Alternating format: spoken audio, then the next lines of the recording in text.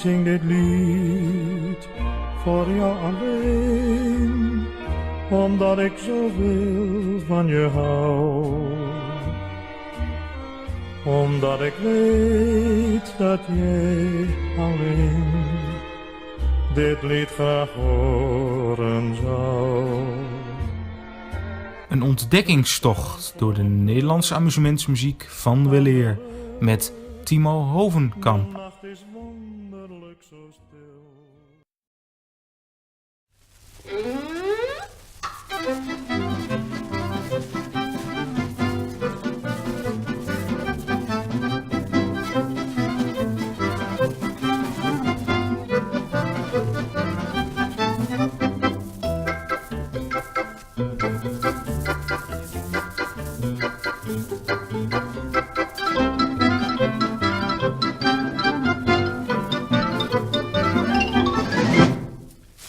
U bent welkom in Salon de Roos, waar het orkest zonder naam, terzijde gestaan door marketensters en musketiers, voor u samenstelden een zondagmiddag lunchconcert in 2 delen.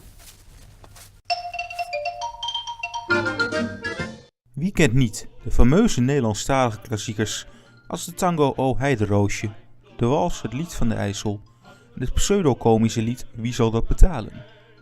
Alle van deze liedjes werden gespeeld door het orkest zonder naam, dat gedurende haar hele bestaan onder leiding stond van pianist-accordeonist Ger de Roos.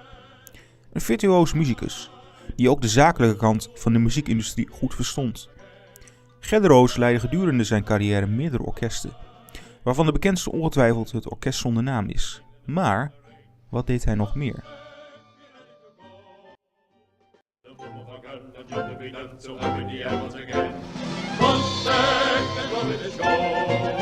Ready to fly, ready to die, for rebellion rules the sky. Out of the blue, here we come again. We are the lads up in the bright blue sky. Out of the blue, here we come again. Ready to fight, ready to do or die. When you think us up above, we're ready, ready and steady, never as out of the blue, here we come again, keeping the flag flying high.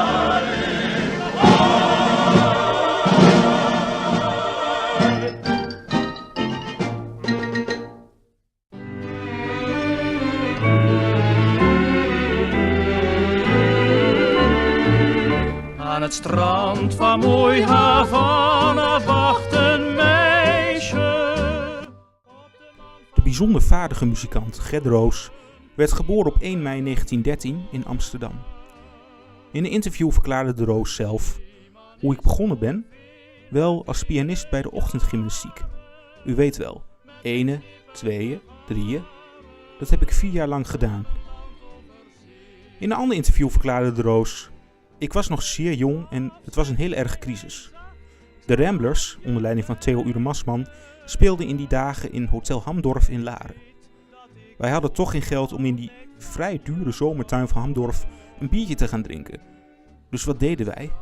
Wij gingen achter de muur staan op de Nieuwe Weg in Laren en daar konden we noot voor noot horen wat de Ramblers speelden. We stonden dan uren te luisteren, een vast clubje enthousiastelingen die geen van allen geld hadden, maar het wel leuk vonden om die goede muziek uit die dagen te beluisteren. Dat was het eerste contact dat ik met de Ramblers had. Simon, jou valt het afscheid nemen. Later werden die contacten een beetje nauwer. Ik begon zelf muziek te maken, we hadden zelf een orkest.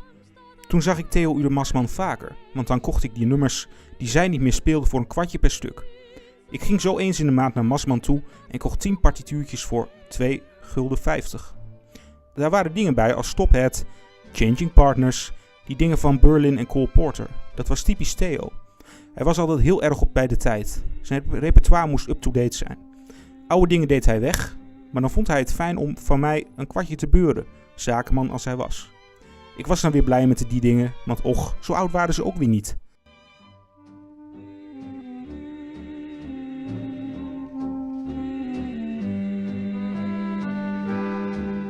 Bij het afscheid zei hij zacht, ik zal aan je denken. Jij weet dat dat ik voor altijd van je hou. Aan het strand van mooi Havana blijft ze wachten, want ze hoort in gedachten steeds een woorden van trouw. Het orkest waaraan de Roos in zijn interview refereerde was de dance- en showband The Rascals. Hij richtte het op in 1932. De band speelde vooral de destijds bekende jazznummers zoals Tiger Rag, Somebody Stole My Gal en andere klassiekers. De band bestond uit 12 muzici, te weten Freddie Koen, Jo Halekoor, Max de Liever, Sally Frank, Joop Suring, Karel van Dijk, Bob Suijermond, Koen Bersie, Cor Volmer, John Lodema, Piet Cornelissen. Deze alle onder leiding van Ger de Roos. Het orkest trad op met veel succes. Een hoogtepunt in 1934 was een optreden voor de VARA-radio op 2 juni. Het orkest werd uitgebreid met onder meer Simon Lansdorp, tenorsax, Benny de Gooijer altsax, Toon Dubois gitaar en Henk Lowy trompet. Een vast engagement kreeg de band in het Kegelhuis over het spoor in Hilversum. Dat de Rascals zeer veelzijdig waren blijkt uit de vele formaties. Bijvoorbeeld een 5-mansformatie die zich de Rhythm Emperors noemden. Een gelegenheidstrio met Leo Abbas viool, Fred Goldstein drums en Ger de Roos piano. Een accordeonensemble bestond ook. Zij trad op bij bruiloften en partijen. Zelfs Annie de Reuver als Canari trad op. Annie verleende haar medewerking aan de band. In die tijd waren de Ramblers razend populair. De jongens van de Rascals hadden dus grote bewondering voor de Ramblers en keken naar ze op. Jarig, toch is er geen feest, alle protesten ten spijt. Moeder zegt, is nu voor feesten geen tijd, zoiets was nu een vermogen. Plotseling worden gebakjes gebracht, koekjes, bonbons, chocola. Moeder verrast met een bloemstuk van pa, vraagt dan met angstige ogen, wie zal dat betalen? Tijdens de donkere oorlogsjaren bleef Ger de Roos met zijn Rascals optreden. Toch vergaarde de Roos pas in 1946 landelijke bekendheid in de muziekindustrie. In 1946 had de katholieke radioomroep, de KRO, dringend behoefte aan een luchtig en vrolijk amusementsorkest, dat uitzendingen zou verzorgen en ingezet kon worden op de KRO-promotieavonden door heel Nederland. Het was de bedoeling dat de KRO op deze promotieavonden zoveel mogelijk leden zou verwerven. Een vriend van Ger de Roos, Klaas van Beek, werkte voor de KRO en vroeg hem te solliciteren. Ger de Roos had al op 20-jarige leeftijd een jazz-danceband, de Rascals, die vooral optrad in het Gooi. Talrijke dansavonden werden gegeven in Hotel Jans, Gooiland, Hof van Holland in Hilversum. Tijdens de oorlogsjaren werd het echter steeds moeilijker om Amerikaanse dansmuziek te spelen. In Hotel de Witteberg gebeurde het een keer dat onverwachts de Duitsers binnenvielen en de band als één man, het nummer van Glenn Miller, veranderde in een Duitse polka.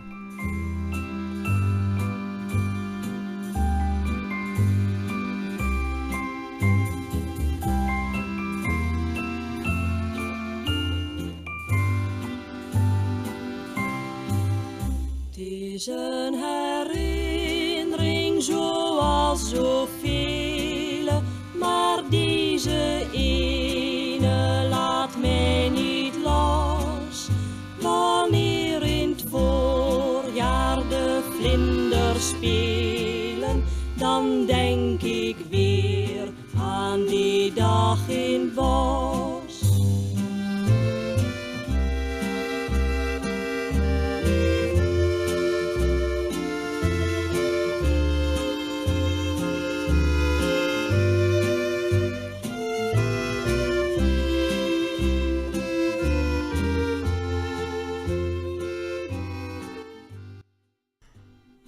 Hoe dan ook, verder naar het orkest zonder naam.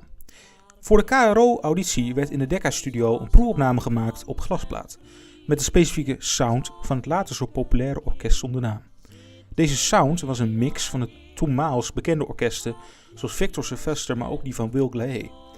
De beoordeling viel niet echt gunstig uit. Ik citeer, meer geschikt voor bruiloften en partijen. Toch werd besloten om het orkest een kans te geven om zich te bewijzen. Het contract werd afgesloten voor 6 uitzendingen. De eerste uitzending vond plaats op 19 november 1946. In het begin bestond de bezetting van het orkest zonder naam uit de volgende artiesten: Johnny Ombach viool, Klaas van Beek vibrafoon, xylofoon en arrangementen. Later werd het Fred Roosendaal. Benny de Gooier sax en klarinet, Erno Veldman gitaar, later Piet Baan, Gerard van Beesie drums, Henk Oortman contrabas en Jan Pietersen accordeon, later werd het Jo Buddy. Het eerste toneeldebuut van het orkest zonder naam vond al snel plaats, omdat het orkest na de eerste uitzendingen bij het publiek een warme plaats innam. Interessant was ook de naam van het KRO-orkest. De omroep schreef bij de oprichting een vraag uit: wie verzint een naam voor het orkest? Op deze oproep kwamen maar liefst 4000 brieven binnen met 6000 namen. De meest dwaze namen werden voor het orkest verzonnen, zoals de Rozijnen, oftewel de Roos en de Zijnen, het orkest de Hutspot en dit soort namen. De uiteindelijke winnaar werd de heer Kersten, directeur van de Willem II sigarenfabriek uit Valkenswaard. Hij verzon de naam voor het orkest zonder naam. Als een snelle groet, maar ik heb nog nooit van mijn hele leven de lente zo van dichtbij ontmoet.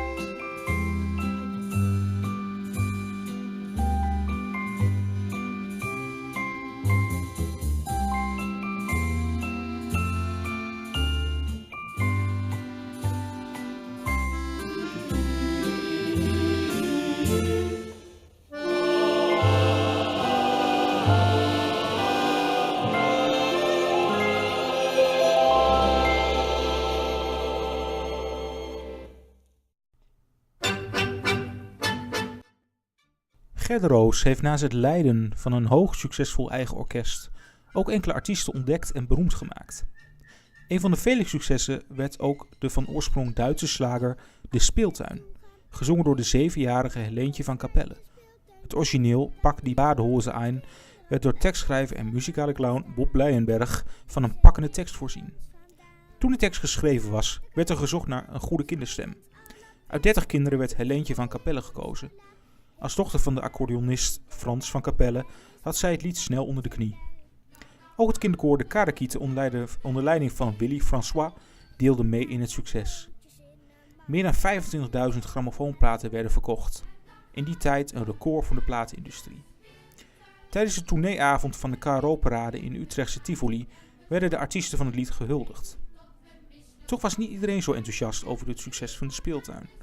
In het blad De Nieuwe Eeuw werd stevig kritiek geuit op het succes van De Speeltuin. Ik citeer: die speeltuin staat namelijk niet op zichzelf. Op alle gebieden viert de smakeloosheid triomfen en het succes van zo'n speeltuinliedje is er een symptoom van. Aldus de rubriek Blik in het postmandje. De Speeltuin werd in 1952 uitgebracht op 78 toerenplaat. En de ring dat staat niet stil, heeft mama een goede bui en is papa niet te lui. Nou dan gaan we naar de speeltuin. Ma draagt broodjes in een mand, pa de trommel met verband. En dan gaan we naar de speeltuin. En we wippen en we draaien en we schommelen er veel, tot we misselijk van het draaien en de limonade zingen. Heel de dag is het dan feest, tot we eruit zien als een beest, nu we heerlijk in de speeltuin zijn geweest.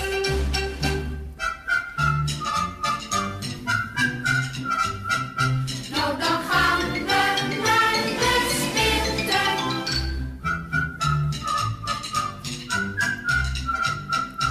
En dan gaan we naar de speeltuin.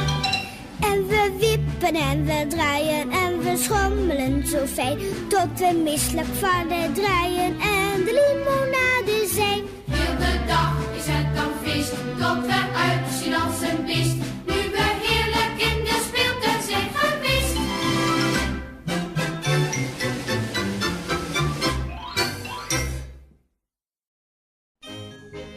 Een ander flink succesvolle ontdekking was ongetwijfeld Joop de Knecht. Op 20 september 1952 maakte de korporaal van de luchtstrijdkrachten in Den Helder zijn debuut in het programma Weekend Serenade. Met dit nummer High Noon werd een ster geboren. Diezelfde nacht werd het nummer op bevel van Decca-directeur Jack Phillips op de plaat gezet.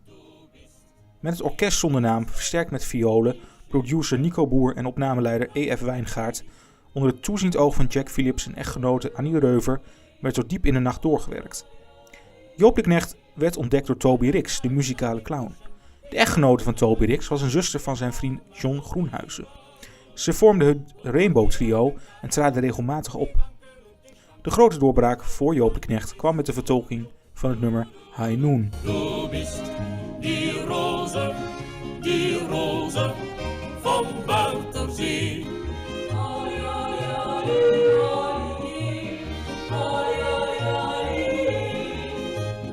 Alber Rauschen der Vian haben's vielen angetan und das schöne Edelweiß liebt ein jeder heiß. Doch viel schöner als die drei ist ganz ohne Schmeichelei eine Alpenkönigin, tief in Kärnten drin.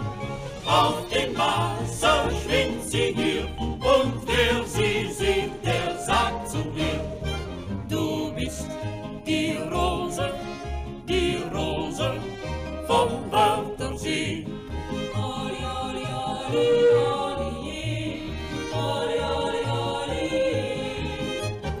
Du bist die Schönste vom Strandcafé.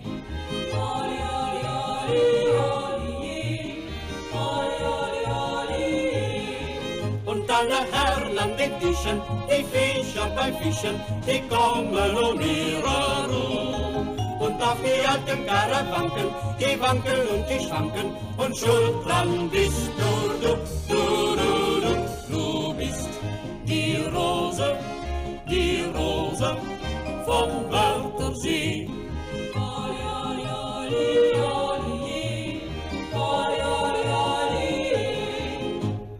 Du bist die Rose vom Wörthersee.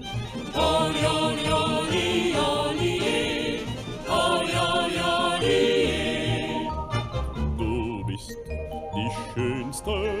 die Schönste vom Strandcafé.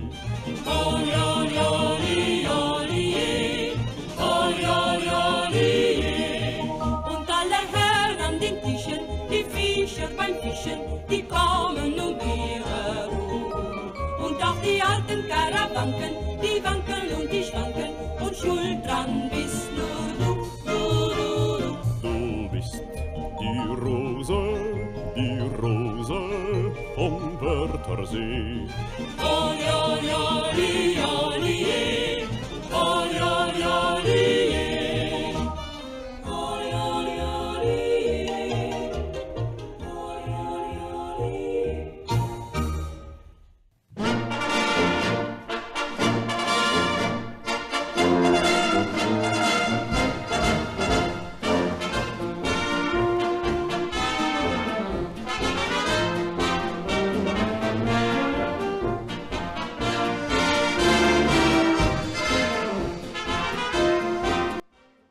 Het orkest zonder naam was niet het enige ensemble dat Gert Roos voor de katholieke radioomroep leidde. Vanaf 1948 waren ook de Bietenbouwers erg beroemd. De programmaleiding van de KRO had besloten dat op 17 oktober 1948 een boerenzondag georganiseerd zou worden. Speciaal voor die dag werd aan Gert Roos gevraagd een boerenkapel te formeren. Ger zette een tiental muzikanten bij elkaar en nodigde Geit-Jan Kruutmoes, oftewel Kees Schilperoort, uit. Deze had al eens samengewerkt in het radioprogramma Nederlandse Strijdkrachten. Hij moest de rol op zich nemen van landelijke omroeper. En zo klonk op die bewuste zondag voor het eerst door de luidspreker de Bietenbouwers onder leiding van Boer Biet met prootjes van Geit-Jan Kruutmoes. Wat niemand verwacht had, gebeurde. Er ontstond reactie van de zijde van de luisteraars. Er kwamen verzoeken binnen om het orkest nog eens voor de microfoon te brengen. Ook bij de tweede uitzending op 5 december 1948 bleef het niet. De Bietenbouwers onder leiding van Boer Biet behoorden weldra tot één van die orkesten die zich op vaste tijden voor de KRO-microfoon lieten horen. In 1949 gingen zij de boer op. Er werden optredens en uitzendingen verzorgd overal in Nederland en zelfs in Duitsland. Opnames werden gemaakt in Hamburg, optredens in Bremen. In Duitsland werd de kapel Rubenbauern genoemd. De Wereldomroep maakte transcriptieprogramma's voor buitenlandse zenders in Engelssprekende landen van het orkest en zo kreeg het orkestje de naam The Beat Diggers. Zo werd het orkest internationaal bekend.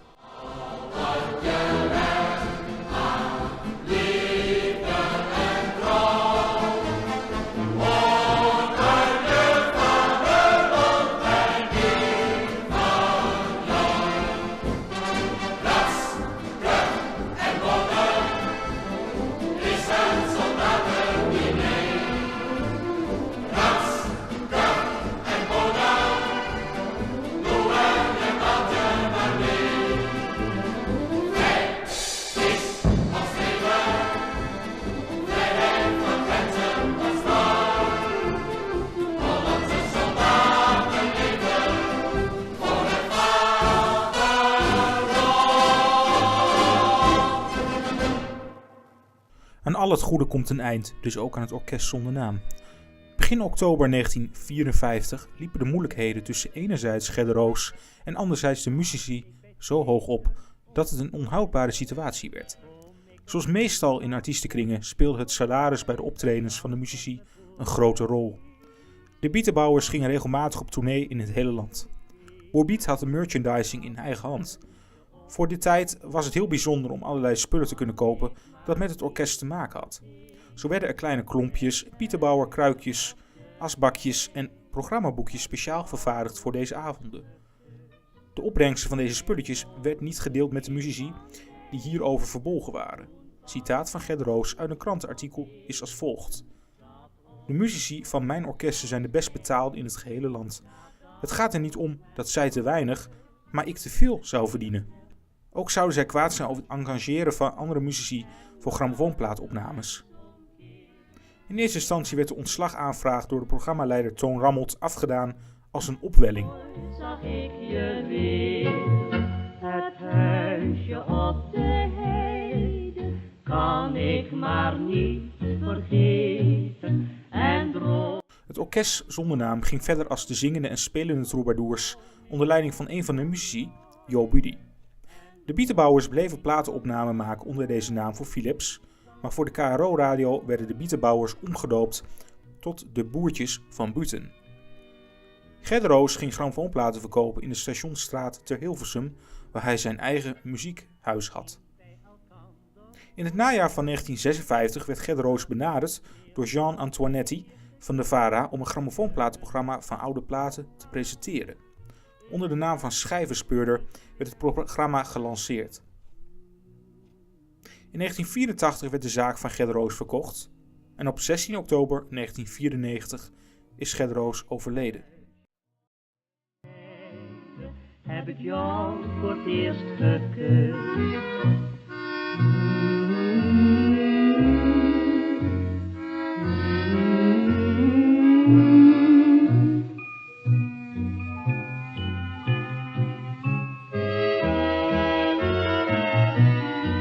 Een spelend hert sprong door een heg en maakte rechtsomkeer.